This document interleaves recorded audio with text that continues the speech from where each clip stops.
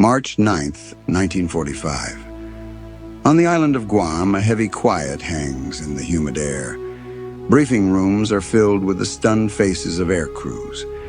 The orders are not just new, they are heresy. Fly low, fly at night, and strip out the defensive guns. General Curtis LeMay is gambling with over 300 B-29s and thousands of lives on a single, terrifying theory. He is about to send his bombers, naked and vulnerable, into the most heavily defended airspace on the planet. In a few short hours, the largest city on Earth will either prove his genius or become his graveyard. But this audacious gamble wasn't born overnight. It was the culmination of a brutal 3-year struggle to solve a single, monumental problem: distance. In the war against Japan, America's greatest enemy was not a soldier or a ship, but the vast, unforgiving expanse of the Pacific Ocean itself. Japan's high command had built their entire defensive doctrine around this geographical reality. Their home islands were a fortress, protected by a moat thousands of miles wide. The workhorses of the American air fleets in Europe, the B-17 Flying Fortress and the B-24 Liberator, were masterpieces of engineering, but they were designed for the continental scale of Europe.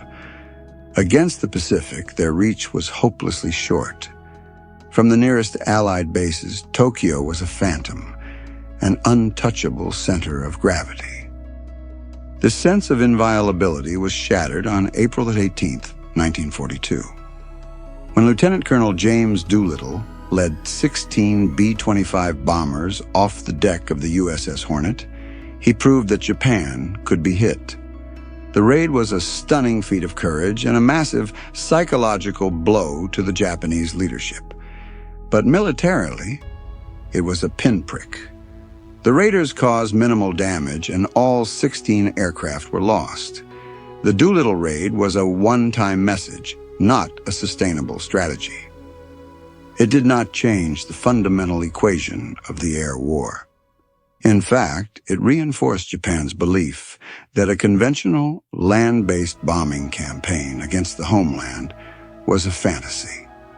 They had failed, however, to account for a revolution taking place in American factories.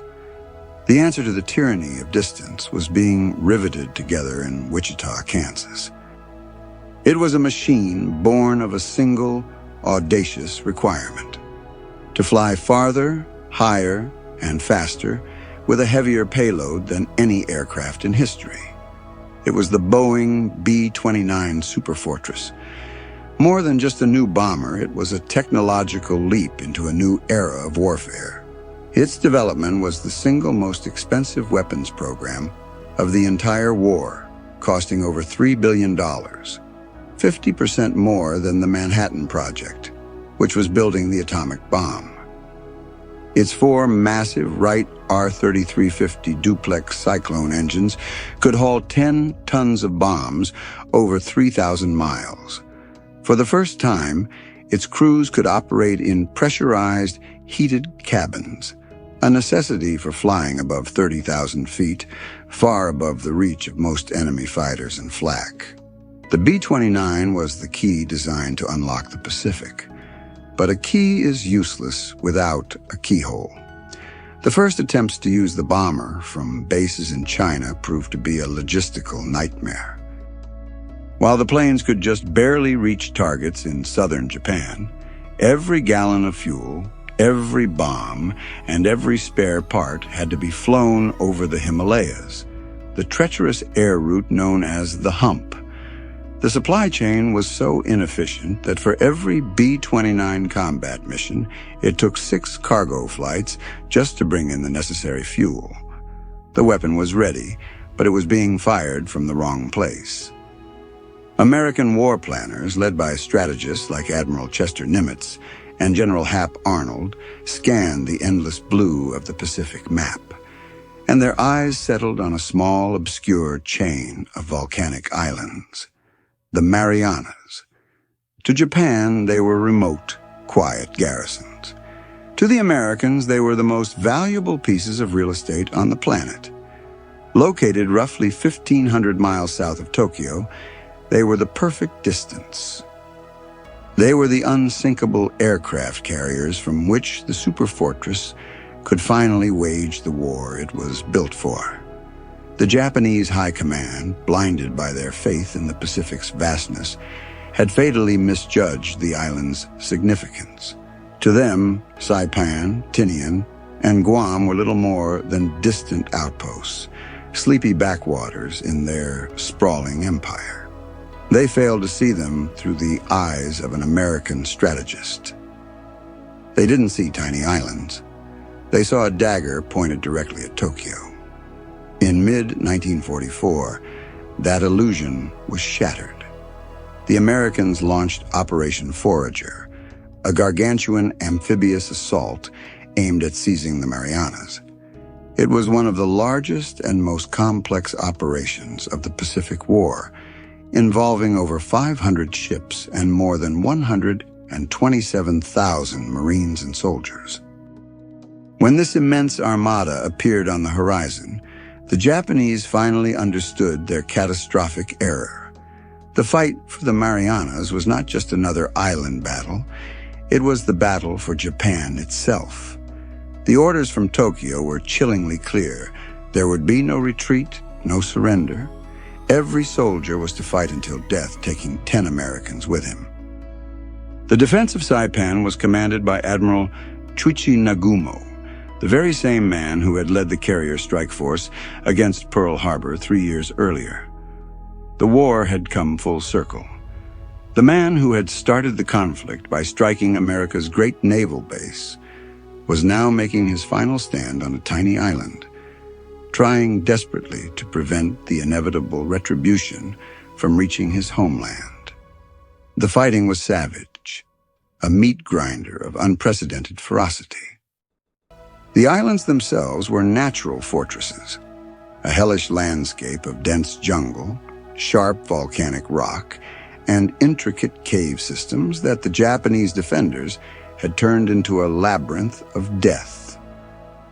American Marines and soldiers, trained for rapid amphibious assaults, found themselves locked in a brutal inch-by-inch war of attrition.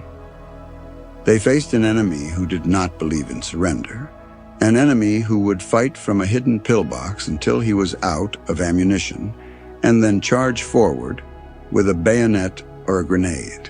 The nights were filled with the terror of banzai charges, suicidal human wave attacks where thousands of Japanese soldiers, often fueled by alcohol and a fanatical devotion to their emperor, would hurl themselves at American lines in a desperate final assault. These were not tactical maneuvers. They were rituals of mass self-destruction designed to inflict maximum terror and casualties before the inevitable end. The psychological toll was immense. For the Americans, it was a horrifying glimpse into a warrior culture utterly alien to their own. For the Japanese, it was the ultimate expression of the Bushido Code, where death in battle was honorable and surrender was the ultimate disgrace. Tragically, this conviction extended to the civilian population. Japanese propaganda had painted the Americans as inhuman monsters, and as the battle turned against them, thousands of Japanese civilians, including women and children, took their own lives, often leaping from the cliffs of Saipan rather than face capture. By August of 1944, after nearly 2 months of relentless combat, the islands were declared secure. The cost was staggering. The United States suffered over 24,000 casualties. The Japanese garrisons were almost completely annihilated, with more than 50,000 killed. But the price, however horrific, had purchased the ultimate prize. The Marianas now belonged to the United States Army Air Forces. The 1,500-mile springboard to Tokyo had been captured. The stage was set for the B-29, but the ground on which it was to stand was still soaked in the blood of one of the Pacific's most brutal campaigns. The battle was over, but an even greater challenge was just beginning. Turning these ravaged, war-torn islands into the largest and busiest airfields the world had ever seen. As the last echoes of gunfire faded over the Marianas, a new kind of army waded ashore. They carried not rifles, but slide rules and bulldozers. They were the U.S. Navy construction battalions, the Seabees. Their motto was simple: can do. On the ravaged landscapes of Saipan and Tinian, they were about to face the greatest test of that creed. The challenge was biblical in scale. They had been handed a canvas of volcanic rock, dense jungle, and the fresh wreckage of a brutal battle. On this, they were ordered to build the most advanced air bases on the planet, and to do it in a matter of weeks. It was an engineering task of breathtaking ambition. These would not be simple dirt strips. A fully loaded B-29 weighed over 60 tons. It required runways 200 feet wide and nearly 2 miles long, paved with a surface thick enough to withstand the ceaseless pounding of hundreds of landings and takeoffs every single day. And they didn't need just one runway. They needed dozens, along with taxiways, vast hard stands to park the bombers, fuel depots that could hold millions of gallons of aviation gasoline, and housing for tens of thousands of airmen and support crew. They were building cities dedicated to the singular purpose of projecting air power. The Seabees unleashed a torrent of industrial might. Day and night, the islands groaned under the roar of machinery. Giant bulldozers, some so large they had to be cut in half to be shipped across the ocean, and then welded back together on the beaches, cleared away the jungle and the debris of war. They flattened hills and filled in valleys. The primary building material was the island itself. Massive rock crushers pulverized volcanic stone into aggregate, while dredgers sucked up countless tons of coral from the surrounding reefs. This was mixed with asphalt and cement, all of which had to be transported across 7,000 miles of ocean in an unprecedented logistical chain. Convoys of ships stretched from San Francisco to the Marianas, a floating pipeline that carried everything from earth-moving equipment to prefabricated mess halls. It was a demonstration that America's true superweapon was not just its technology, but its staggering industrial capacity. The transformation was miraculous. On Saipan, Islay Field rose from the ashes of a small Japanese airstrip. On Tinian, a tiny island just 3 miles from Saipan, the Seabees constructed North Field, which would become the largest and busiest airport in the world. Its 4 parallel 8,500-foot runways were laid out in a pattern that mirrored the street grid of Manhattan, a deliberate nod from the engineers to the scale of their creation. On October 12, 1944, a lone B-29, its silver fuselage gleaming in the tropical sun, made its final approach. It was a test flight, a scout. As its wheels touched down on the fresh coral runway of Islay Field, it was more than just a landing. It was the fulfillment of a promise made with the blood of the Marines who had fought and died for this very ground. The key had finally been inserted into the keyhole. The weapon was in place. Now, the air war against Japan, the war the B-29 was conceived, designed and built for, could finally begin. The first raids were just weeks away, and they would be a brutal lesson in the limitations of even the most advanced technology. With the bases operational, the XTO Bomber Command began its long-awaited offensive. The strategy was a direct import from the air war in Europe. High-altitude, daylight precision bombing. The doctrine was almost an article of faith within the Army Air Forces. Flying in tight formations for mutual defense, the B-29s would soar to 30,000 feet, navigate to their targets using advanced Norden bomb sites, and surgically destroy Japan's key industrial factories. It was a clean, scientific theory of warfare. But over the skies of Japan, it collided with a harsh and unexpected reality. The first problem was the weather. Japan is notorious for its poor flying conditions, with cloud cover frequently obscuring targets. But the more insidious enemy was something the planners had never encountered on this scale before: the jet stream. At the extreme altitudes the B-29s operated, they were flying into a river of air moving at over 200 miles per hour. This atmospheric hurricane threw the bombers wildly off course, making accurate bombing an impossibility. Bombs that were meant to hit a specific factory were scattered for miles across the countryside. For the bomber crews, it was a deeply frustrating and perilous experience. They endured 8 hours of flight over open ocean to reach the target, flew through a gauntlet of flak and the occasional fighter attack, only to drop their payloads with little to no effect. The results were dismal. After months of sustained effort, less than 10% of the bombs dropped had landed within 1,000 feet of their intended targets. The precision campaign was a failure. The B-29, the wonder weapon that was supposed to cripple Japan from the stratosphere, was proving to be an expensive and ineffective tool. The pressure from Washington was immense. General Hap Arnold, the chief of the Army Air Forces, had staked his reputation and a significant portion of the nation's war budget on the Superfortress program. He needed results, and he needed them now.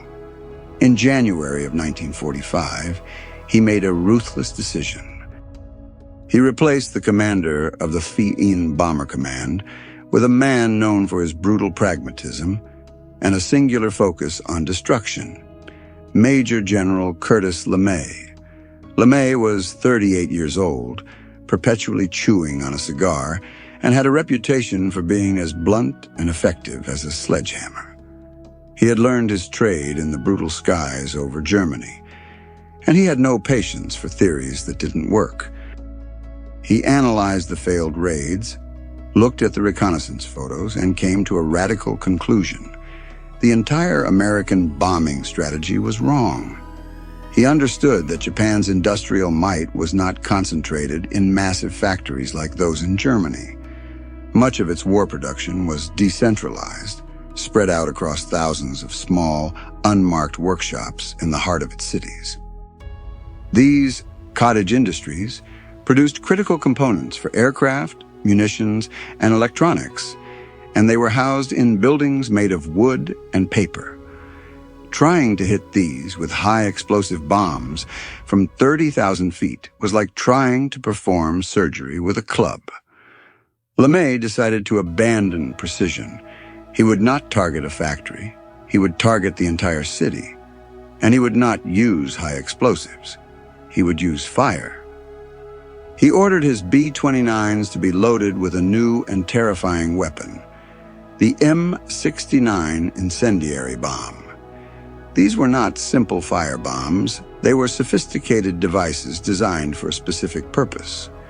Dropped in large clusters, they would punch through the flimsy roofs of Japanese homes and then, on a timed fuse, spew a jet of jellied gasoline, igniting everything around them. The goal was not just to start fires, but to create a firestorm, a self-sustaining inferno so vast and hot that it would create its own weather, consuming everything in its path. LeMay's new strategy was a complete repudiation of everything the B-29 was designed for. He ordered his crews to fly not at 30,000 feet, but between 5,000 and 7,000. This would place them squarely within the effective range of every anti-aircraft gun defending the cities. It would also negate the effects of the jet stream and ensure a much higher concentration of bombs on the target area.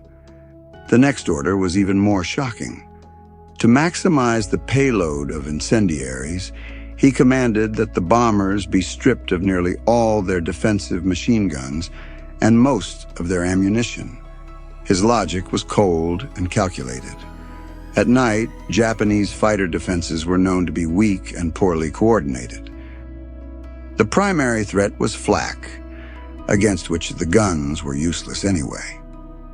By removing the weight of the guns and gunners, each B-29 could carry an extra 3 tons of incendiaries. He was trading defensive firepower for offensive destruction. When the orders for the first Great Fire Raid were delivered to the crews on Guam, Saipan, and Tinian, they were met with stunned disbelief. These men had been trained for high-altitude, daylight combat. LeMay was telling them to fly low at night and without their primary means of self-defense. It felt like a suicide mission. They were being asked to fly their multi-million-dollar, state-of-the-art bombers as if they were simple crop dusters, directly into the teeth of Tokyo's defenses. But these were disciplined crews, and they followed their orders. On the night of March 9th, 1945, 334 B-29s lumbered into the sky, their bomb bays packed not with high explosives, but with the seeds of a conflagration.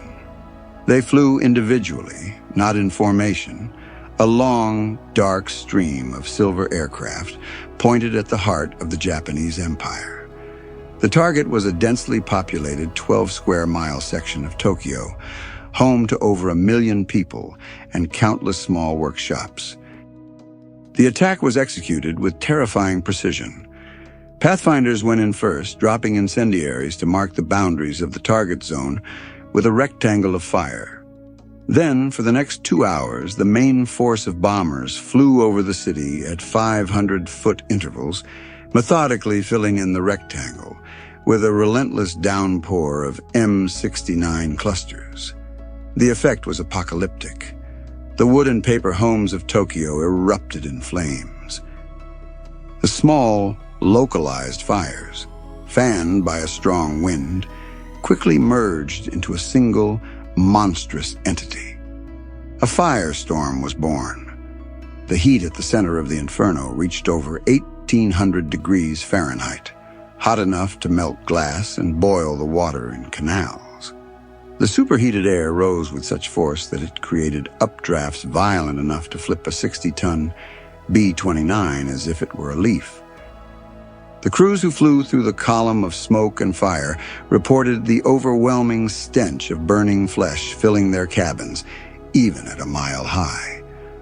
The raid, codenamed Operation Meeting House, was a horrifying success. In one night, 16 square miles of Tokyo were completely incinerated. Japan's capital had suffered more damage than any single air raid in the history of warfare, including Hamburg and Dresden. The new tactics had been brutally vindicated. LeMay had discovered Japan's Achilles heel. He had found a way to bypass its formal armies and navies and strike directly at the foundation of its war-making capacity, its cities, its industries, and its people. The era of precision bombing in the Pacific was over. The era of fire had begun.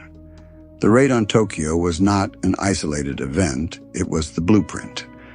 Over the next 5 months, LeMay's firebombing campaign was unleashed with methodical ferocity against Japan's other major cities. Nagoya, Osaka, Kobe. One by one, the industrial heartlands of the nation were systematically reduced to ash. The B-29, once an underperforming symbol of technological ambition, had been transformed into the most devastating conventional weapon of the war. Its nightly visits became a horrifying routine for the Japanese population. The drone of its Wright cyclone engines a prelude to annihilation. The campaign was a war against the entire system that sustained Japan's military. It targeted not just factories, but the transportation networks that moved raw materials and the urban housing that sheltered the workers. The decentralized nature of Japanese industry, once a strength, now became a fatal vulnerability. When the bombers destroyed a neighborhood, they weren't just destroying homes, they were destroying the thousands of small, family-run workshops that produced the screws, fuses, and electrical components essential for building a fighter plane or a rifle. The cumulative effect was catastrophic. By the summer of 1945, Japanese aircraft production had plummeted by over 60%. Its ability to feed its people and supply its armies was crippled. But this relentless campaign came at a significant cost to the American aircrews. The flight from the Marianas to Japan and back was a grueling 16-hour ordeal, a non-stop test of mechanical reliability and human endurance over 3,000 miles of empty ocean. The B-29 was a complex and often temperamental machine. Its Wright R-3350 engines, while powerful, were prone to overheating, especially during the long, low-altitude climbs after takeoff. Engine fires were a constant, terrifying threat. If a bomber was damaged by flak over the target or suffered a critical mechanical failure, the crew faced a grim set of choices. Bailing out over Japan meant almost certain execution. Ditching in the vast, cold Pacific was a death sentence. The odds of being found by search and rescue aircraft were infinitesimally small. A single, tiny island lay directly on the flight path, halfway between the Marianas and Japan. It was a barren, volcanic rock called Iwo Jima. To the aircrews, this inhospitable piece of land represented something profound, a chance. It was a potential sanctuary, an emergency landing strip where a damaged bomber could put down and save its crew. Recognizing its immense strategic value, the United States decided it had to be taken. The Battle of Iwo Jima, fought in February and March of 1945, was one of the bloodiest in the history of the U.S. Marine Corps. The Japanese defenders, dug into a sophisticated network of tunnels and bunkers, fought with suicidal determination. The American victory cost nearly 7,000 Marine lives and over 20,000 wounded. But the price paid in blood on the black sands of Iwo Jima yielded an immediate and tangible dividend in the air war. The island's airfields became a lifeline. Crippled B-29s, trailing smoke and leaking fuel, would limp towards Iwo Jima, their crews praying they could hold out for just a few more miles. As they touched down on its runways, they were not just landing an aircraft. They were validating the sacrifice of the Marines who had fought and died to capture that very ground. By the end of the war, over 2,200 B-29s would make emergency landings on Iwo Jima, saving the lives of more than 24,000 airmen. The island was more than a base. It was a symbol of the integrated, multi-branch effort that defined the American war machine. By August of 1945, the B-29 campaign had reached its devastating apex. From the colossal airfields of Saipan, Tinian, and Guam, 1,000 superfortresses could now be launched in a single, overwhelming wave. Japan was a nation on its knees. 66 of its largest cities had been substantially or completely burned out. Its industrial capacity was shattered. Its navy was at the bottom of the ocean, and its people were starving. The fortress, once protected by the divine shield of the Pacific, had been systematically dismantled from within. The planners who had conceived of the B-29, the engineers who had built it, the Seabees who had paved its runways out of coral, and the air crews who flew it through flak and firestorms, had successfully solved the problem of distance. They had built a bridge of air power across the world's largest ocean and delivered a punishment more severe than any nation had ever endured from the sky. Yet despite the apocalyptic devastation, the Japanese government refused to surrender. The military leadership, bound by a code that prized death over dishonor, prepared to defend the home islands to the last man, woman, and child. They began arming civilians with sharpened bamboo spears, turning the entire population into a final, suicidal defense force. An American invasion of Japan, planners predicted, would result in millions of casualties on both sides, a bloodbath that would make Normandy and Iwo Jima pale in comparison. It was in this context that the B-29 was called upon to perform one final, history-altering mission. On August 6th, a specially modified superfortress named the Enola Gay took off from Northfield on Tinian. And 3 days later, another boxcar followed. They carried not thousands of small incendiary bombs, but a single weapon of unprecedented power, the product of the very same industrial and scientific ingenuity that had created the bomber itself. The atomic bombs dropped on Hiroshima and Nagasaki were not a separate war, but the ultimate and terrible conclusion of the strategic bombing campaign waged by the B-29. They were the final, undeniable demonstration that Japan's homeland was no longer defensible. The story of the B-29 and the Marianas is a testament to the brutal logic of total war in the 20th century. It is a story of strategic foresight, where seemingly useless islands were recognized as the keys to an empire. It is a story of incredible engineering, of building cities of war from volcanic rock. And it is a story of tactical evolution, where failed doctrines were ruthlessly discarded in favor of a terrifyingly effective new form of destruction. Japan had bet its survival on the belief that it was unreachable. The American response was not merely to build a longer spear, but to build an unsinkable island base 1,500 miles from their enemy's shore, and from there to launch a weapon that rendered the very concept of distance meaningless. The vast ocean that had been Japan's greatest protector had, in the end, become the highway for its ultimate defeat.